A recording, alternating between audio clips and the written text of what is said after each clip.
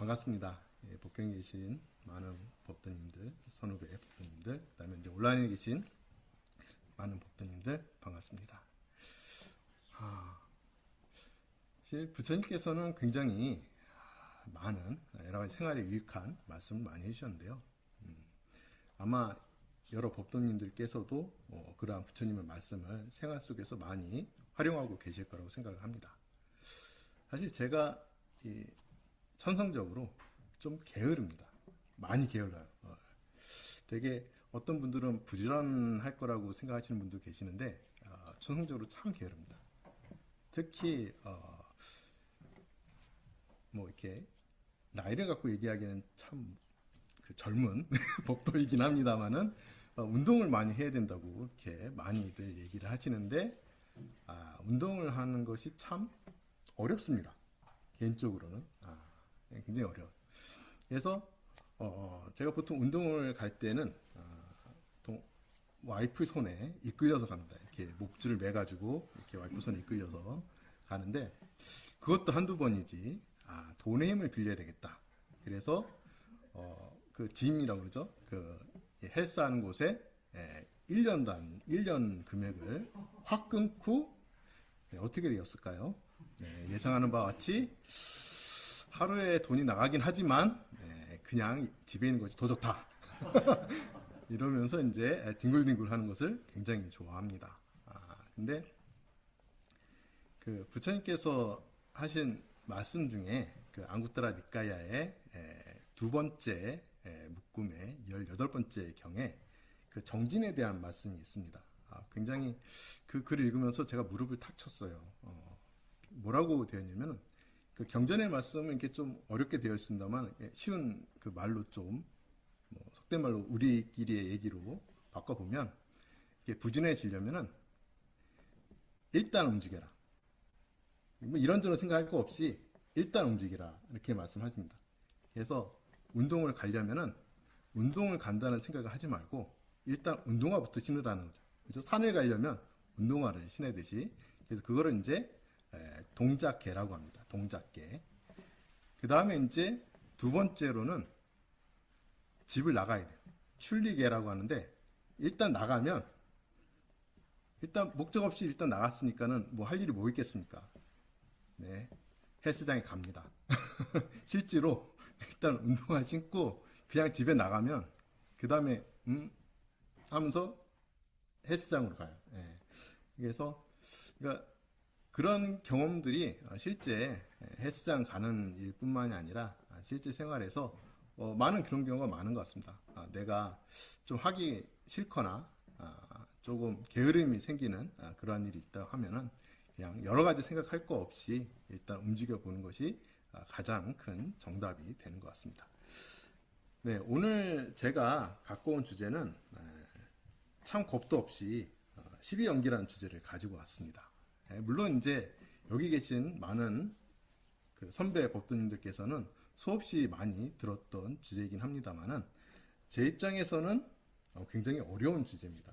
굉장히 어려운 주제인데 거기다가 이제 부제도 청정도론 굉장히 제가 굉장히 좋아하는 책입니다. 청정도론이 근데 사실 청정도론뿐만 아니라 부처님의 모든 가르침이 실제 실생활에서 적용 가능하고 수행해서 적용 가능한 말씀이지 이론이나 그냥 지식을 채우고자 하는 그런 말씀은 단 한 구절도 없습니다. 그래서 수행까지 된다라는 주제를 가지고 했는데요. 이제 요거 주제를 잡으면서 제 스스로한테 이제 경책이 되는 경전이 이제 자만심경이라는 경이 있습니다. 쌍유타가야 45번 묶음의 162번째 경인데요. 자만심 세 가지 종류가 있다고 합니다. 사실 우리는 자만심 그러면 내가 남보다 더 뛰어나다 라는 것만 자만심이라고 생각을 하는데 나는 남과 동등하지 않을까? 똑같지 않을까? 이러한 생각도 자만심이고요. 오히려 내가 남보다 더 못한 것 같아 라는 그 생각도 자만심이라는 겁니다. 이 교서를 준비하면서 계속 되뇌었어요. 내가 다른 후배 법도님들이나 다른 사람보다 더 많이 알고 있다라는 자만심이 있지 않을까? 또 한편으로는 내가 선배 법도님들보다 아무래도 연륜이나 아니면 지식이나 경험이나 모든 것이 더 못하지 않을까? 사실 교설 한 가지가 아니라 생활 속에서도 그런 경우 상당히 많습니다. 내가 남보다 잘나지 않았을까? 내가 남보다 못하지 않았을까? 자만이란 뜻 자체는 비교의 뜻이 있습니다. 그래서 사실 비교할 나라고 할 만한 것이 없는데 비교한다는 것 행위 자체가 자만이라는 거죠.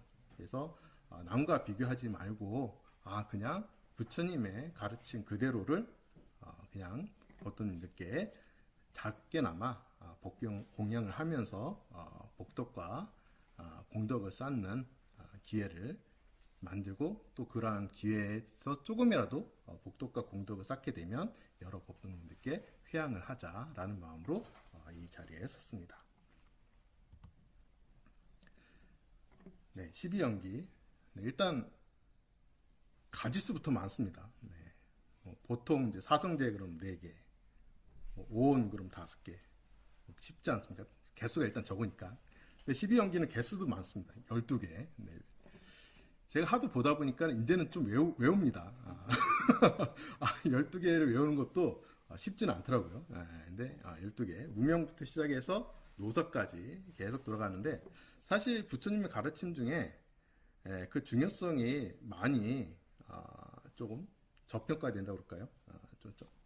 요즘 우리나라 주식이 저평가됐다고 해서 계속 이렇게 올라가고 있는데 12연기라는 가르침도 조금 저평가되거나 논란이 많은 가르침 중에 하나입니다. 그래서 그러한 논란을 지금 여기서 다시 갖고 오려는 것은 아니고요. 요 가르침 내에서 우리가 어떠한 부분을 좀 취하는 것이 좋겠는가라는 이제 그런 부분에 대해서 한번 같이 얘기를 나눠보고자 합니다. 자, 12연기에서 얘기하고 있는 부분은 사실 굉장히 어렵습니다. 사실 연기에 대한 내용 자체가 청정도론을 쓴 붓다고사 스님께서 정말 어려워서 이거에 대한 주석은 못하겠다라고 투정을 부릴 만큼 굉장히 어려운 주제이기도 합니다. 이 12연기는 우리가 어디에서 왔고 어디로 가는지에 대한 답을 주는 그러한 부처님의 가르침입니다. 사실 이 질문은 성가에서 우리가 굉장히 흔하게 본 화두 중에 하나입니다.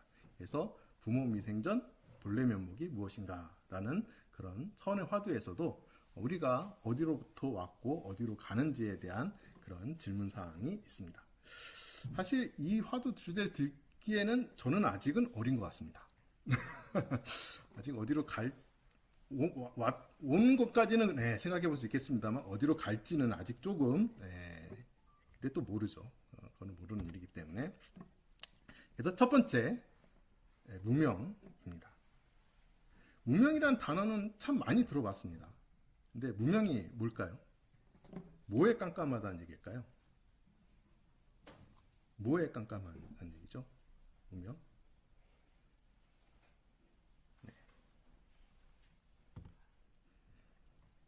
뭐 여러 가지 정의가 있겠습니다만은 부처님께서는 이제 쌍육다니까야 분석경에서 비구들이여 그러면 어떤 것이 무명인가? 괴로움에 대한 무지, 괴로움의 일어남에 대한 무지, 괴로움의 소멸에 대한 무지, 괴로움의 소멸로 인도하는 도닦음에 대한 무지이다. 비구들이여 이를 일러 무명이라 한다. 라고 정의를 하셨습니다. 뭐에 대한 정의로 보이십니까? 네네. 사성제에 대한 무지가 곧 무명이다. 라고 부처님께서는 말씀하시고 계십니다. 자, 사성제는 다 아시죠? 네, 그럼 무명이 없으신 겁니다. 네. 다 깨달으셨네. 네, 다 여기, 역시, 여긴 이 청정한 도량에 부처님께서 다 모여 계신 곳이기 때문에 우리가 무명이 뭔지 다 알고 이렇게 깨달고 계시다라고 보실 수 있겠습니다. 근데 청정도론에서는 여기에 사족을 더 붙였어요. 그래서 앞부분은 똑같습니다. 괴로움부터 시작해서 도덕금에 대한 무지 똑같고요. 굵게 칠한 부분만 좀 보면 과거에 대한 무지, 그다음에 미래에 대한 무지. 재밌게도 그 다음엔 뭐라고 나올 것 같습니까? 과거, 미래 나왔으니까 우리가 생각하기는 현재라고 나와야 되는데 현재라는 뜻을 쓰지 않았어요. 그래서 과거와 미래에 대한 무지다. 그 다음에 연기와 연기된 법들에 대한 무지이다라고 정의를 하고 있습니다. 과거, 미래 나오면 뭐가 떠오르십니까?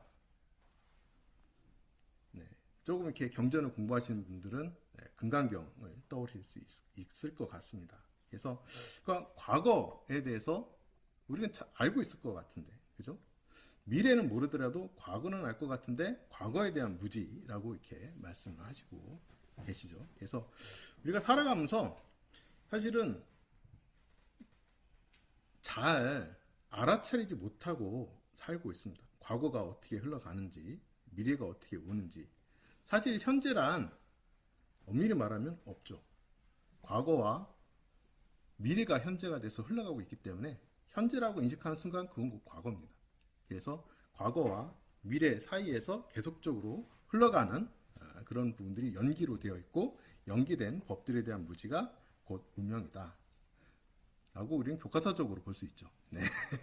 실질적으로 이게 무슨 뜻인지는 참 어렵습니다. 네. 그래서 일단 무명은 여기까지 놓고요. 그럼 무명이 그럼 이 세상의 근본 원인이냐?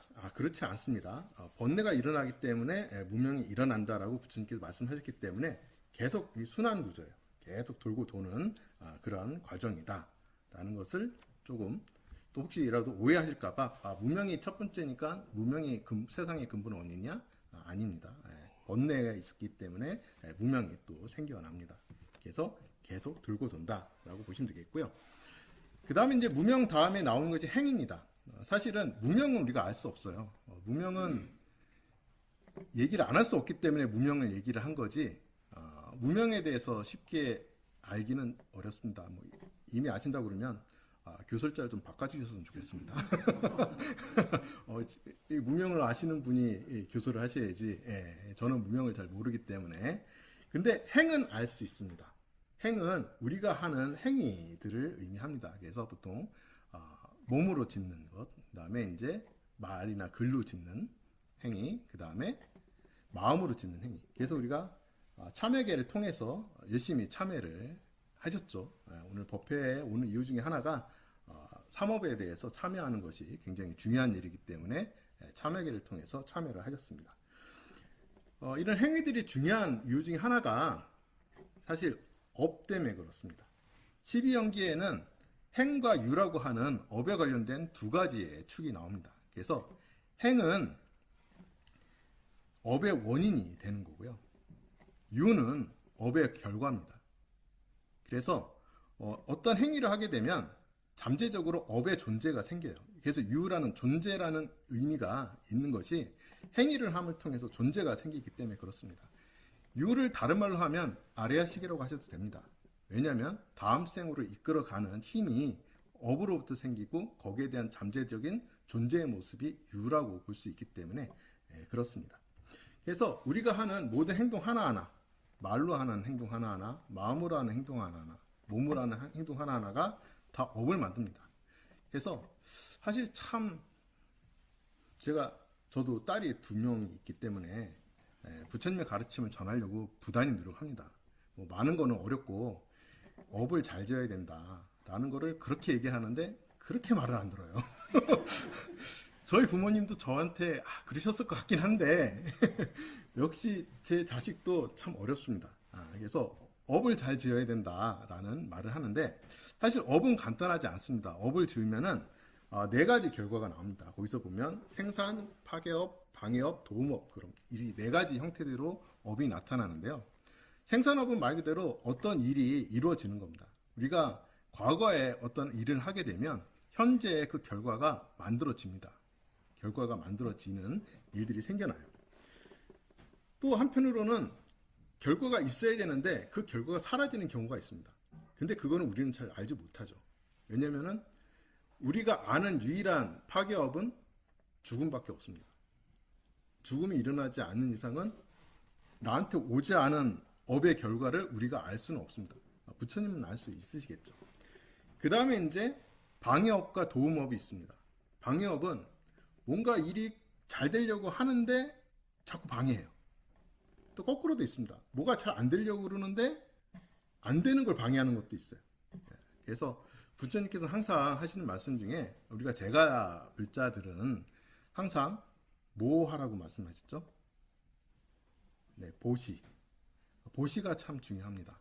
예, 지난주 교설에서도 보시에 대한 말씀 하셨는데요. 보시에 대한 부분들이 상당히 중요합니다. 그래서 좋은 업을 쌓는 것이 우리가 살아갈 때 우리가 안 좋은 일을 만나게 되면 우리가 쌓았던 선업들이 그 안 좋은 일들을 방해하고요.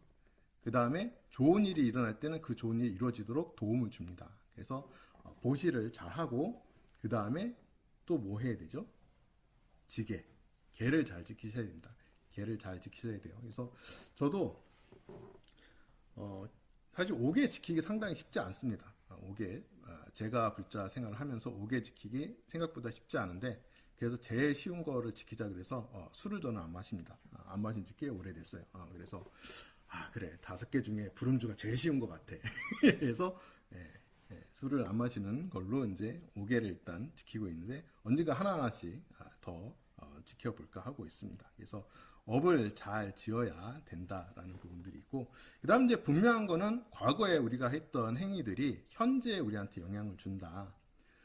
사실 12연기 그러면은 전생, 현생, 후생 이런 얘기를 많이 하세요. 근데 전생, 현생을 말하기 전에 지금 이 순간에도 우리가 조금 전에 했던 과거의 일들이 지금 현재에 영향을 미치고 있습니다. 그래서 과거의 일들을 굉장히 잘 좋은 업들을 쌓아서 현재 조금 더 행복하게 사는 길이다라고 볼 수 있고요. 그 다음에 이제 세 번째로 강조하셨던 게 뭐죠? 부처님께서 보시지게 마지막 하나가 뭐죠? 혹시 아시는 분 계실까요? 네, 생천입니다. 생천. 하늘에 태어나는. 굉장히 의아하게 생각을 많이 하세요. 근데 사실 보시지게만 하더라도 그 업의 결과는 나중에 유격천이라고 하는 하늘에 태어나는 업이 됩니다. 그러면은 중복된 얘기시거든요. 생천이라고 하시는 거는. 왜냐면 이미 앞서서 보시와 지게를 말씀하셨기 때문에 생천은 중복된 말인데 왜 중복된 말을 하셨을까? 라고 하면 유격천에 태어나려면은 보시지게로 충분하지만 색계천이나 무색계천에 태어나려면 뭘 해야 돼요? 삼매수행을 하셔야 됩니다. 그래서 생천의 의미는 삼매수행을 하라는 거예요. 제가 불자들도 삼매수행을 열심히 해라. 그래서 룸비니에서는 명상반에서 열심히 수행하고 있기 때문에 일단 유격천은 아직은 모르겠고 색계천은 한번 도전해보자 라는 심정으로 일요일마다 열심히 참여를 하고 있습니다. 여기 이제 보통님께서도 좀 더 많이 참여를 해주셨으면 좋겠습니다. 자, 논란이 되는 다음이 식입니다. 식이 태어남이라고 보면은 논란의 중심이 되는데 사실 그 논란까지 얘기하고 싶은 생각은 없습니다. 다만 생의 정의를 한번 보면은 의문이 금방 풀립니다. 생에 대한 정의를 경전에서 한번 갖고 와 보겠습니다. 같은 경 쌍유타 니까야 분석경에 보면 비구들이여 그러면 어떤 것이 생인가? 이런저런 중생들의 무리로부터 이런저런 중생들의 태어남, 출생, 도래함, 생김, 탄생 그 다음에 문구는 같이 한번 읽어보겠습니다. 네, 감사합니다. 네, 생이라고 하는 것이 우리가 일반적인 일상적인 용어로는 태어남 맞습니다. 하지만 궁극적인 진리의 관점에서는 뭐죠? 오온의 나타남. 오온이 뭡니까? 네, 색수상행식. 그냥 우리의 너무 많으니까 두 가지로 하면은 몸과 마음. 몸과 마음이 지금 이 순간에도 계속적으로 나타나고 있습니다. 과학적으로 보면 그렇죠. 계속 세포가 계속 바뀌고 몸은 그렇다 하고 마음도 계속 일어났다 사라집니다. 그죠? 지금 이 순간에도 집에도 갔다가 그죠? 저기 어디 다른 데도 갔다가 계속 왔다 갔다 하고 있습니다. 그죠? 그게 근데 이제 우리가 그 네 가지 전도된 생각에 빠져서 이 오온이 나타나는 거를 잘 인지를 못합니다. 네 가지 전도되는 게 뭐라고 혹시 알고 계십니까? 네, 사전도라고 하는데 상납, 정인이죠. 이게 오온이 착각을 빠진 것을 네 가지로 분석을 한 건데요. 첫 번째로 항상하다. 뭐가 항상할까요? 뭐가 항상하다고 착각할까요? 마음입니다. 우리의 마음이 계속 일어났다 사라지다 일어났다 사라지는데 그거를 바로 못 보고 아 마음은 항상 하는 거야. 계속 하는 거야. 이렇게 착각을 하는 거고요. 락은 뭘까요? 네, 느낌의 착각입니다. 아 좋은 것만 나의 느낌이야. 느낌에 대한 착각이 있고요. 아는 뭐의 착각일까요? 상과 행의 착각입니다. 그래서 나라는 상을 짓고요. 중생이라는 상을 짓고요. 오래 산다는 상을 짓고요. 그 다음에 아 내가 뭔가 의지적인 행위를 하니까는 나가 있는 것 같아. 그래서 나라는 착각을 합니다. 마지막에 저는 상락 정에서 왜 깨끗함이 들어와 있지? 뭐지? 라고 굉장히 궁금했는데요. 뭘까요? 몸에 대한 착각입니다. 나의 몸은 깨끗해. 우리 굉장히 막 더러운 건 싫잖아요. 근데 굉장히 놀랍게도 바퀴벌레도 사람 손에 이렇게 닿으면 막 손을 찢는답니다. 네. 그래서 우리는 스스로가 굉장히 깨끗하다고 착각을 한다라는 거예요. 사실 깨끗하다 더럽다라고 할 것도 없지만은 나라는 착각 속에서 나의 몸은 깨끗해 라는 그 착각이 있는데요. 그런 착각 때문에 계속 이 5가지의 무더기가 일어나고 사라지는 것을 잘 알아차리지 못한다라는 겁니다. 그러니까 그런 것을 잘 알아차리면은 사실 생이라는 부분이 이게 전생과 현생, 내생이 아니라 지금 숨 쉬는 이 순간에도 지금 생멸이 왔다 갔다 하고 있구나 라는 것을 알 수 있습니다. 그래서 항상 법주님께서 말씀하시는 부분이 호흡 한번 들이셨다가 내쉬지 못하면 죽음이다라는 말씀을 참 많이 하셨습니다. 정말 오온에 대한 그런 말씀 중에서 현상적으로 호흡 그 하나도 사실은 들어가고 나가는 것이 생멸의 그 과정이라는 것을 이렇게 본다면 사실은 삶과 죽음이 멀리 있는 것이 아니다라는 것을 느낄 수 있을 것 같습니다. 자, 하나씩 하면은 오늘 내 교수를 못 끝내겠습니다. 네, 그죠? 그래서 이제는 뭉텅이로 한번 가보겠습니다. 네, 식, 명색, 유깁, 촉, 수. 뭐죠? 이게 다른 말로 하면? 다른 말로 하면 오온입니다. 네, 5가지 무더기. 그래서 식은 뭐 여러 개 생각할 거 없이 그냥 마음이라고 보면 되겠고요. 사실 중복입니다. 명색이 몸과 마음이기 때문에 중복인데 식을 앞세운 이유가 있겠죠. 그래서 식을 앞세운 이유는 모든 것에 앞서서 마음이 가기 때문에 식을 먼저 내세우게 됩니다. 그래서 5가지의 무더기가 있다 하더라도 제일 먼저 나가는 왕은 마음이다. 마음이 모든 것을 다 이끈다라는 그러한 것 때문에 식이 먼저 와 있습니다. 그래서 경전에서도 담마바다 쌍품에 보면 모든 법들은 마음 따라 일어나고 마음이 가장 중요하며 마음이 그것을 만든다라고 말씀하셨습니다. 그래서 이 5가지 무더기 중에서 마음이 가장 먼저 이끄는 거고요. 사실 우리의 삶에서 사실 마음이 이끄는 대로 사실은 가게 되죠. 그게 일을 하고자 하는 마음도 이끄는 거고요. 게으르고자 하는 마음도 이끄는 겁니다. 마음이 이끄는 대로 우리의 삶이 그대로 만들어지기 때문에 담마바다의 쌍품의 내용을 갖고 와 봤습니다. 그래서 오온이 사실은 2군데 나와요. 그래서 식, 명색, 유깁, 촉, 수가 오온이고요. 생, 노사가 또 오온의 다른 표현입니다. 왜냐하면 오온이 일어나면 생이고 오온이 멸하면 노사입니다. 그래서 오온이 2군데에 있다라고 보시면 될 것 같고요.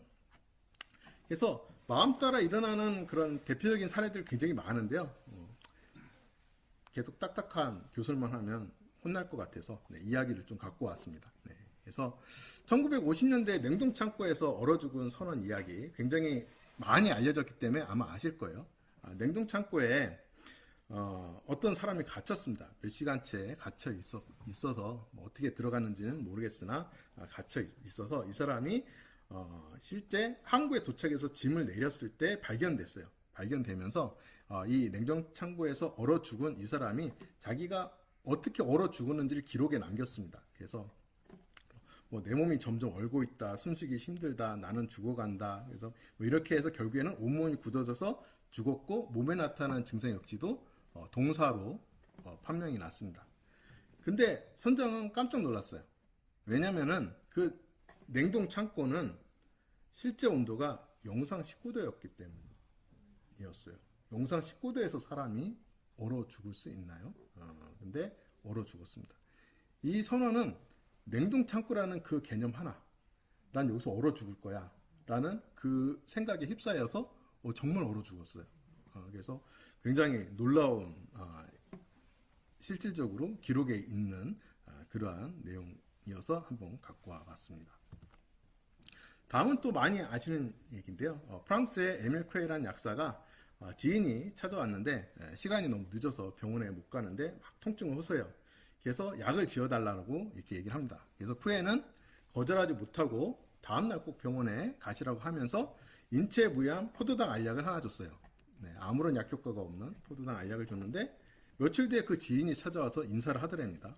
병원에 갈 필요도 없이 그 약을 먹고 깨끗이 나았다라고 하면서 그래서 이 환자의 약과 이 약사에 대한 믿음이 스스로의 병을 치유한 것이다라고 해서 플라시보 효과가 이렇게 발견되었다고 합니다. 그래서 뭐 위약 효과라고도 하는데 마음이 사실은 이제 우리 병을 치유할 수 있는 그러한 능력을 발휘하는 것을 보면은 확실히 모든 것을 마음이 이끌어가는 그러한 것이 있는 것 같습니다.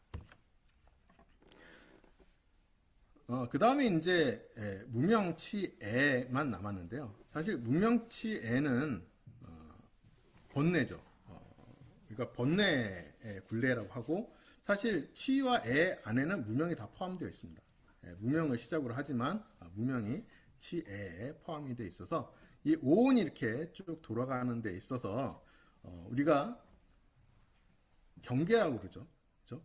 그래서 마음이 있고 몸과 마음이 있고 그 다음에 육입이 감각기관입니다. 감각기관이고 촉이라고 하는 거는 우리가 대상계, 우리가 보고 듣고 맛보고 하는 이 대상들이 마음에 부딪히는 것을 촉이라고 해요.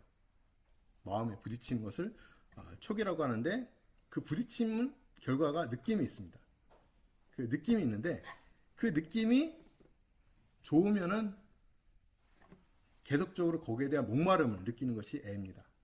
그래서 거기서 나오는 대표적인 고가 에별리고예요. 에별리고는 사실 우리가 해석할 때 사람으로 해석을 하는데요. 대상으로 해석하는 것이 좀 더 맞습니다. 그래서 사랑하고 좋아하는 것과 헤어지는 고통. 나 계속 이 느낌, 이 좋은 이 느낌 안에서 계속 있고 싶은데, 이 맛있는 거 계속 먹고 싶은데, 이 좋은 걸 보고 싶은데, 좋은 소리를 듣고 싶은데, 그러지 못하는 거죠. 그 다음에 이제 거꾸로 뭐가 있죠? 네, 원증해고. 이 애에는 에별리고와 원증해고가 있습니다. 왜냐하면 구분이 있거든요. 내가 좋아하는 거, 싫어하는 거. 좋아하는 걸 만나는데 빨리 헤어지면 에별리고고요. 싫어하는데 만나면은 원증해고가 됩니다. 네, 그래서 이 애에는 에별리고와 원증해고가 있고요. 취는 집착입니다. 취는 집착이기 때문에 집착을 하면서 사실은 이제 구부듣고가 생깁니다. 집착해서 계속 구하려고 하는데 얻지 못하는 그런 고통이 있으니 사실은 이제 이런 모든 것이 오온으로부터 온다라고 해서 그 다음에 이제 다 여러 가지 하기 힘드니까 한 가지로 정리하자. 그래서 오음 선고 한 가지가 이제 그 다음에 나오게 됩니다. 그래서 우리가 이제 목마름과 가래와 그 다음에 집착 통해서 또 뭐를 쌓죠? 업입니다. 업을 또 쌓게 됩니다. 업을 또 쌓게 되기 때문에 특히 이제 선업을 쌓으면 문제가 없는데, 그죠? 무명과 애와 치를 통해서 업을 쌓으면 무슨 업을 쌓게 돼요? 악업을 쌓게 됩니다. 악업을 쌓게 되면 또 고통, 괴로움이 또 동반은 되고요. 그래서 그런 것들을 우리가 조금 미연에 알면 좋은데 사실 애와 치 단계로 넘어가게 되면 불이 확 일어나듯이 거기에 휩싸이기가 쉽습니다. 자, 우리가 화를 내는 경우를 한번 생각을 해볼게요. 그래서 만약에 뭐 부하 직원이든 아니면 집에서든 화가 일어나는 그 순간에는 미처 그 화를 우리가 인지하지 못합니다. 막 화입술에서 막 내다가 어떤 행위를 딱 하고 난 다음에 뒤에서 엄청나게 후회를 해요. 네, 엄청나게 후회를 합니다. 그래서 이제 그런 후회가 계속적으로 남는 경우도 많이 있는데요. 그래서 우리가 가급적이면 집착의 단계에서 이렇게 집착의 단계 이전에 그걸 알아차려야 되고요. 그 다음에 더 좋은 건 가래 단계에서 알아차리면 더 좋습니다. 근데 그거보다 더 좋은 거는, 가장 좋은 거는 느낌의 단계에서 알아채는 것이 가장 좋습니다. 그래서 느낌의 단계를 알아차리려면은 방법적으로 유깁을 부처님께서 말씀하신 이유가 있으세요. 22근에 대한 설명 중에 유깁이 똑같이 나오는데요. 갖가지 수행을 통해서 안의 법을 알아 성스러운 경지를 증득하기 때문에 몸과 연결되어 있는 눈의 기능 등을 첫 번째로 설하셨다라는 말씀이 있습니다. 즉 수행의 시작은 우리의 감각기관이에요. 감각기관. 경계를 만날 때 바로 그 지점이 수행의 지점입니다. 사실 대승경전에서 똑같이 말씀을 하시고 있죠. 우리가 이 실생활 속에서 번뇌가 있는 이곳에서 수행이 시작된다. 맞습니다. 부처님의 12연기에서는 유깁이라는 단어를 통해서 우리 현재 생활 속에서 수행은 시작된다라고 말씀을 하고 계십니다.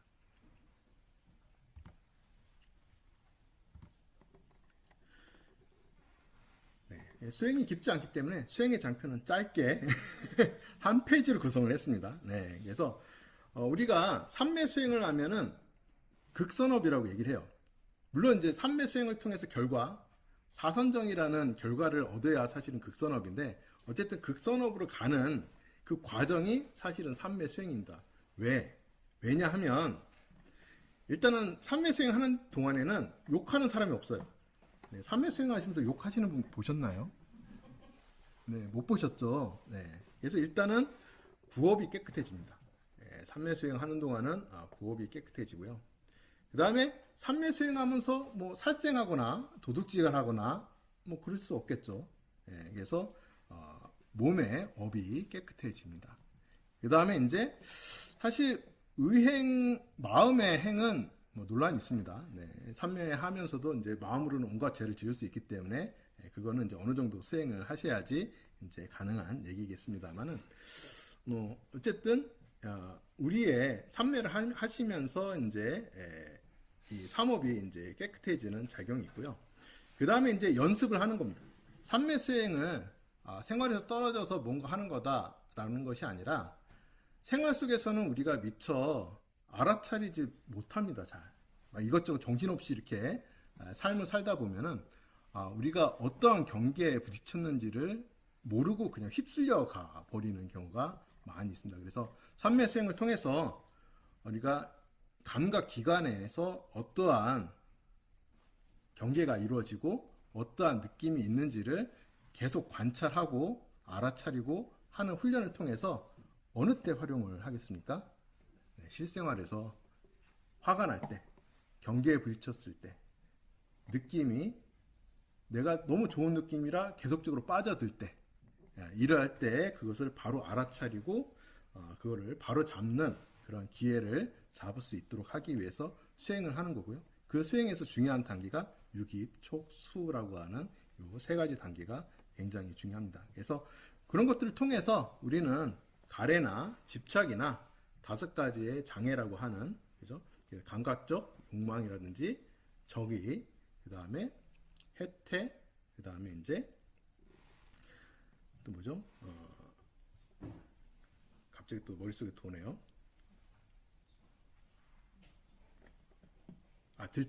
들뜸, 그 다음에 이제 의심, 요 다섯 가지의 그런 이 장애들을 이제 처음에는 억누르겠죠. 삼매하면서 그 억눌러집니다. 억눌러지다가 이제는 이제 지혜의 수행을 하게 되면 이제 궁극적으로는 거기로부터 벗어나게 되는 그러한 수행이 되게 됩니다. 사실 12연계에 대한 결론은 사실 잘 모르는 제 입장에서는 사족인데요. 저보다도 더 많은 걸 아시는 분들을 위해서 사실은 넣어놓은 장표입니다. 그래서 사실 이 초기 불교에서도 공이라는 이 의미는 상당히 중요하게 다뤄지고 있습니다. 그래서 12영계 자체도 이 우리 자아가 공하기 때문에 이 무명부터 시작해서 생노사까지 다 공하다. 거기에는 고정불변의 실체가 없기 때문에 우리가 짓는 대로 받는 거지 뭔가 고정된 실체가 있어서 또 다른 뭔가를 받는 거는 없다는 거죠. 그래서 계속 우리가 짓는 대로 계속 받기 때문에 선업을 굉장히 잘 지으시고 또 이러한 가르침에 대한 믿음을 갖고 이 계율도 잘 지키시면서 삼매수행 굉장히 틈틈이 필수적으로 연불수행이 됐든 사경수행이 됐든 다 수행입니다. 그래서 수행 열심히 하셔서 행복의 토대를 튼튼히 하는 하루가 되시기 바라겠습니다. 네, 이것으로 교수를 마치겠습니다. 네, 감사합니다.